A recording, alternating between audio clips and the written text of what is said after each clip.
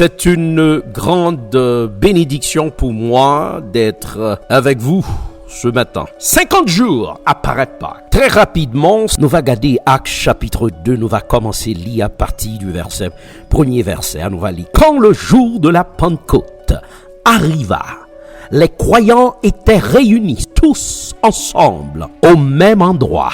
Tout à coup, un bruit vient du ciel, comme si un vent violent se mettait à souffler, et il remplit toute la maison où il était assis.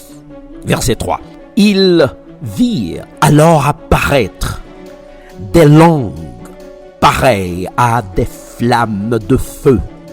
Elles se séparèrent et elles se posèrent une à une sur chacun d'eux.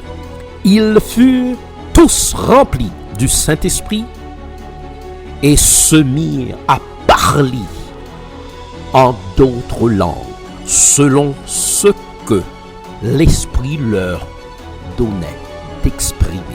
La paix de Dieu vous soit. M'taremé dit matin, vive la Pentecôte. Remarquons, chers frères et sœurs, les trois fêtes sont donc liées. À Noël, nous célébrons la naissance de Jésus. À Pâques, nous commémorons sa résurrection. Et à Pentecôte, nous célébrons la venue de l'Esprit Saint. Le mystère de la Pentecôte, le mystère de la Pentecôte. En marche vers la Pentecôte. Dis à ton voisin, en marche vers la Pentecôte. Aujourd'hui, nous allons parler, nous allons parler de la Pentecôte.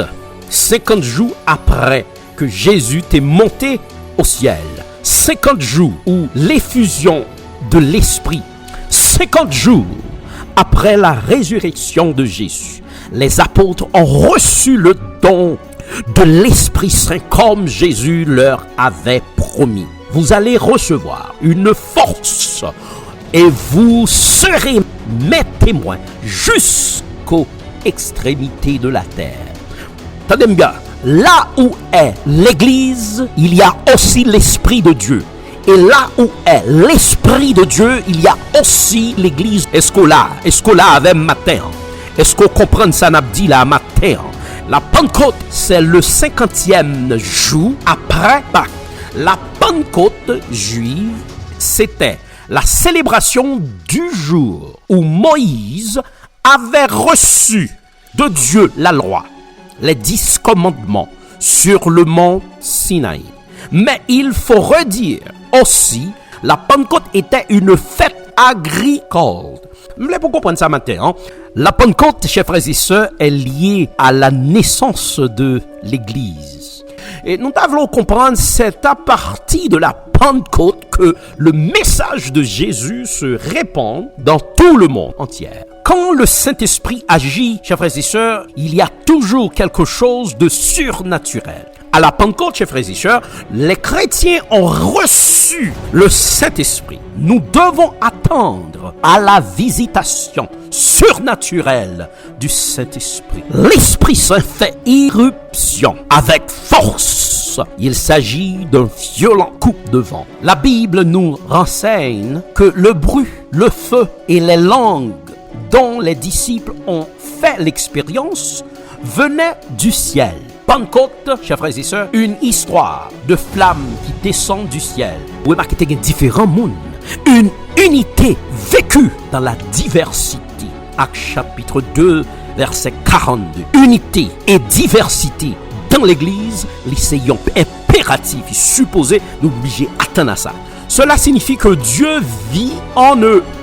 Le petit groupe craintif des disciples a soudainement commencé à proclamer des grandes merveilles de Dieu, et cela en différentes langues.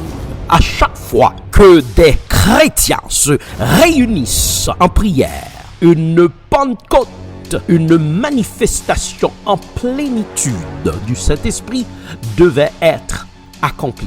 À chaque fois que nous réunissons ensemble pour nous prier, pour nous adorer, pour nous chanter, nous voulons pourquoi que gagnons manifestation supposée faite depuis le Saint-Esprit là. Tenez bien, si le feu symbolise la présence divine, les langues de feu qui se divisent au-dessus des têtes des apôtres indiquent la descente sur eux. Elles symbolisent le don fait à chacun d'eux pour le rendre fort, puis capable d'annoncer l'évangile. C'est à partir de cet événement que tous les peuples du monde peuvent entendre la bonne nouvelle du grand amour de Dieu. Cette bonne nouvelle, chers frères et sœurs, s'est rapidement répandue. Beaucoup de gens ont tourné le dos à leur ancienne vie. La Pentecôte était donc la naissance de la communauté ou de l'Église chrétienne dans le monde. La Pentecôte inaugure le temps de l'Église. Pour les chrétiens, c'est la découverte de cette nouvelle force. L'esprit, ce dynamisme missionnaire se poursuit aujourd'hui dans l'Église à travers ceux qui ont reçu l'Esprit Saint au baptême de la confirmation. La Pentecôte, chers frères et sœurs, pour moi, pour toi, doit être chaque jour. Chaque jour, on devrait être rempli du Saint-Esprit